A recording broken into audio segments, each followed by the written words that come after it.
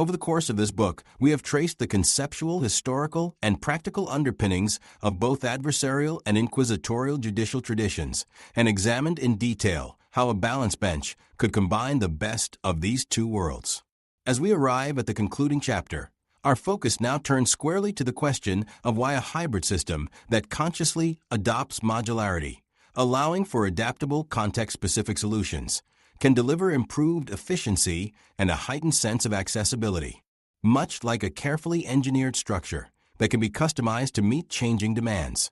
A judicial system capable of modular innovation will not only address current challenges, but also remain resilient in the face of future ones.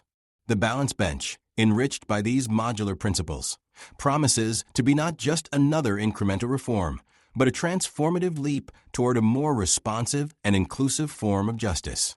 The value of modularity can be understood by analogy to other complex systems, from modern computer architectures that rely on replaceable components to cutting-edge urban design where neighborhoods can be reconfigured without overhauling an entire city. In each case, modularity offers three principal benefits that are highly relevant to the legal realm: flexibility, scalability, and resilience. When applied to a hybrid legal structure, these qualities manifest as the ability to tailor processes to the specific contours of each case, to accommodate evolving technologies and social shifts, and to buffer against potential overload or catastrophic failure in the face of unexpected disruptions. Yet, modularity alone would not be enough to achieve the ambition of an accessible, efficient, and fair judicial system. The balanced bench concept anchors these flexible structures in a deep commitment to due process, transparency, and the rights of every litigant. In such a system, judges are granted the power to inquire proactively when needed, yet remain subject to clear procedural checks so that no single authority can dominate proceedings. Attorneys retain their vital advocacy roles, cross-examining witnesses and contributing independent expertise, but they operate within a more holistic framework that is neither purely adversarial nor purely inquisitorial. This interplay of roles, procedures, and oversight is the scaffolding on which modular elements can be attached or removed as a case demands, without compromising the system's integrity. Consider, for instance, a complex financial fraud trial. In a purely adversarial setting, resource imbalances can dominate. A well-funded defense team might manage to bog down proceedings through motions, complex discovery requests, and a labyrinth of expert reports. In a classic inquisitorial system, an overburdened investigating judge might lack the specialized expertise to fully probe sophisticated financial instruments. By contrast, a balance bench with modular design would empower the court to appoint independent experts at early stages, ensuring no one side can overwhelm or obscure the facts. Judges could outline investigative milestones, directing the scope of discovery to pinpoint the most relevant records. Adversarial cross-examination would still provide a filter, ensuring that all evidence must stand up to rigorous scrutiny. Moreover, because each step is clearly delineated in the system's modular architecture, neither side is left in the dark about how and why a particular investigative path is chosen, preserving the transparency that is fundamental to public trust. Efficiency gains become apparent precisely because of this clarity of roles and responsibilities. In a purely adversarial system, it is often unclear where the court's responsibility for marshalling evidence begins or ends. The judge is confined to ruling on motions rather than proactively directing the investigation. In a balance bench, however, the judge has the latitude to guide parties toward the most relevant issues early on, eliminating wasteful side battles and motions that serve more to delay or confuse than to illuminate the truth. One might argue that adding inquisitorial elements could slow things down, but the reality is that front-loading essential fact-gathering, guided by an impartial judicial figure, can prevent time-consuming retrials or appeals later due to incomplete or mismanaged evidence. That upfront investment of energy and resources yields downstream benefits, particularly when modular design ensures that each stage is well-defined and logically connected to the next. Accessibility within this modular framework extends beyond mere procedural reforms to questions of equity and inclusivity. In a system that employs both adversarial and inquisitorial techniques, judges can take a more active role in ensuring that vulnerable parties, such as individuals facing language barriers or those who lack financial resources for robust legal representation, are heard. The court can appoint independent interpreters, request specialized reports, or commission expert testimony in areas of medicine, psychology, or social science that might otherwise be out of reach for an impoverished litigant. Meanwhile, adversarial cross-examination remains a key channel for challenging any findings, ensuring that all voices can be tested fairly. This balance fosters a sense of empowerment among litigants who might otherwise feel alienated, making the court a more inviting forum for those who have historically been marginalized in purely adversarial or purely inquisitorial environments. Another crucial aspect of accessibility lies in how the modular approach can adapt to new technologies and methods of evidence presentation.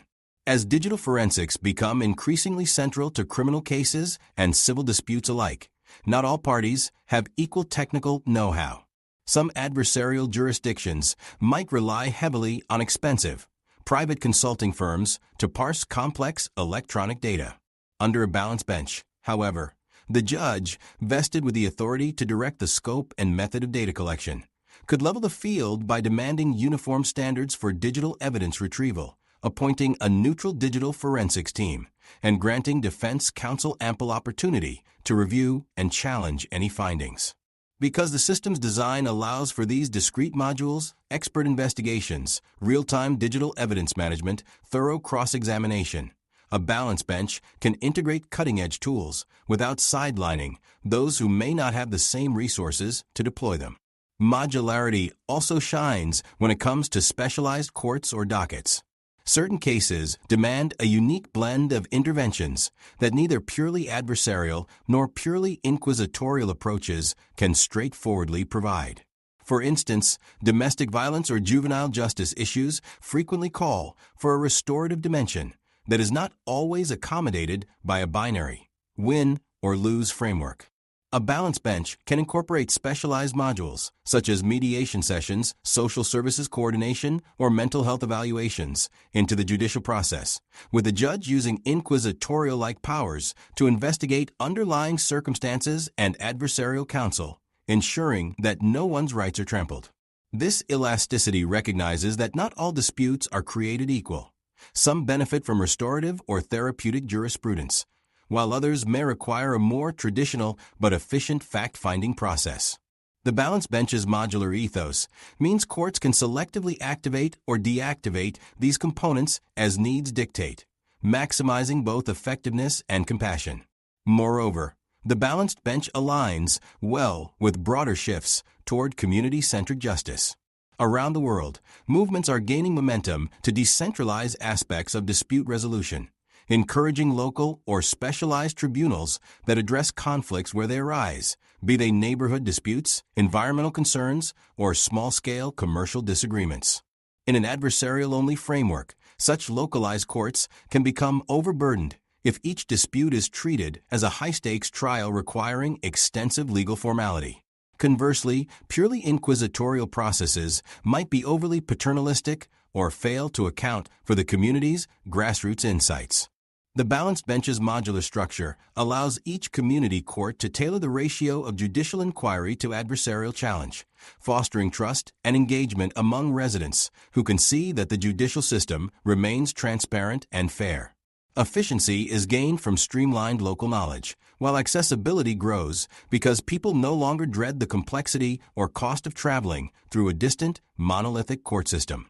As powerful as the balance bench can be for national or localized legal contexts, its value grows exponentially in transnational disputes.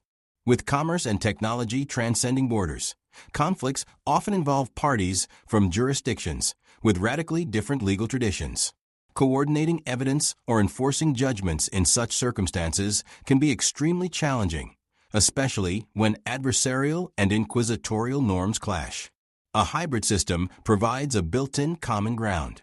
Parties from adversarial backgrounds see that they still retain the right to confront and challenge evidence publicly, while inquisitorial-minded litigants recognize the court's authority to conduct a thorough investigation. The result is not merely a compromise, but a synergy, where modular processes can be docked with external legal frameworks more seamlessly than rigid, single tradition procedures.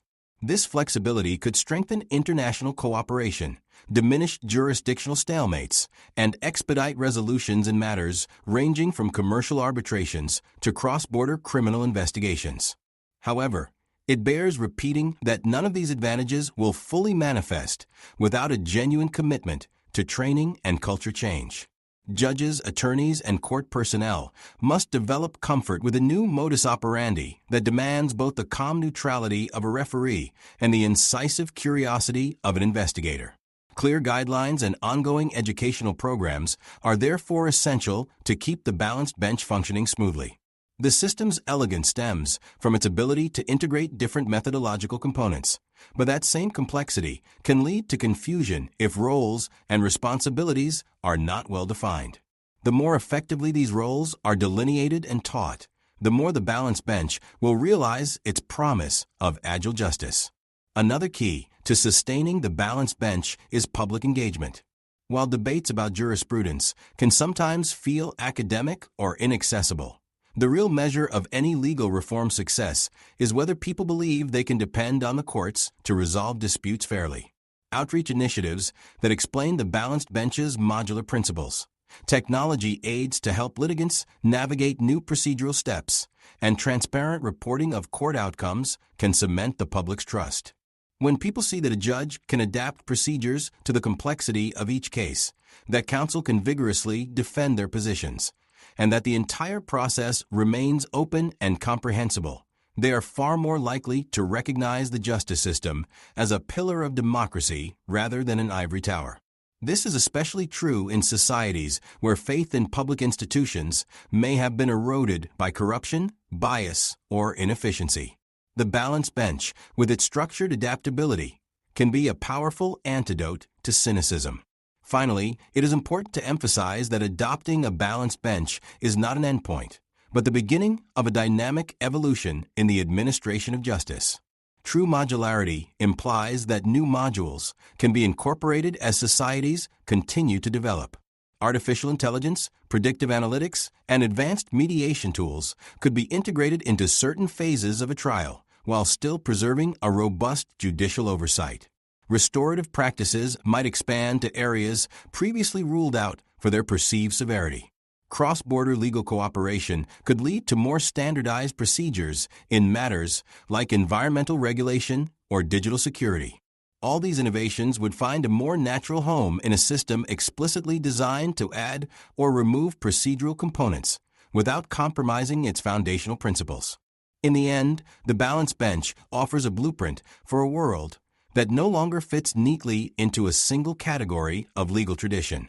By weaving together adversarial vitality and inquisitorial thoroughness, by providing a blueprint for modular adaptation, and by fostering accessibility for all who come before it, such a hybrid system represents a forward-looking model of justice. It does not reject the insights of the past. Indeed, it draws heavily on the established wisdom of centuries-old legal philosophies. Yet it also steps boldly into the future, embracing emerging challenges and opportunities with an openness that more rigid systems resist. In so doing, the balanced bench stands as an inspiring vision, a justice system designed not only for efficiency and fairness, but also for the dignity of every person who relies upon it.